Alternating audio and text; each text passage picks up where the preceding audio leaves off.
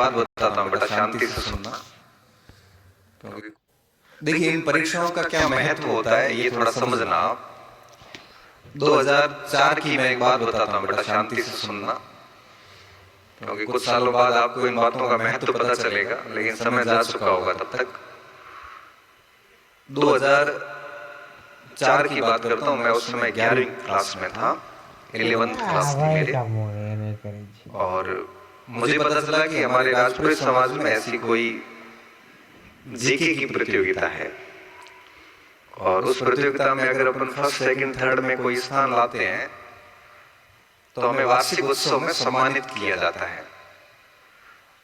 तो मैं भी गांव में था और ये सूचना जब मिली कि सभी बच्चों को चलना है, बाड़मेर हॉस्टल के अंदर परीक्षा होगी, तो इसकी सूचना जब मिली तो हमने कोशिश की पढ़े।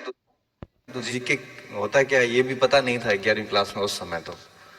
तो हम लोग बस में चढ़ के आए, पेपर दिया, तो कुछ नंबर तो आए ही नहीं, क्योंकि हमें पता ही नहीं था उस साल। अब देखिए प्रभाव शुरू होता है। जब अगले साल 2005 के अंदर 12वीं कक्षा शुरू हुई, उससे पहले ही हमने उस जीके की परीक्षा को ध्यान में रखते हुए पढ़ना शुरू कर दिया, इस उद्देश्य के साथ कि इस बार हम टॉप करेंगे, और कोई टारगेट नहीं।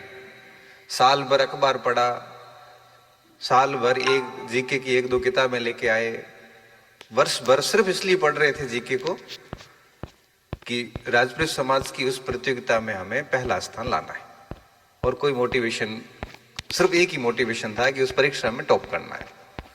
हम साल भर पढ़े, और जब परीक्षा हुई उसके बाद में मेरा सेकंड स्थान लगा। फिर कॉलेज में आए तो वहां पे भी 2 स्तर होते हैं सर, सौभाग्य से वहां पे भी 2 स्तर होते हैं।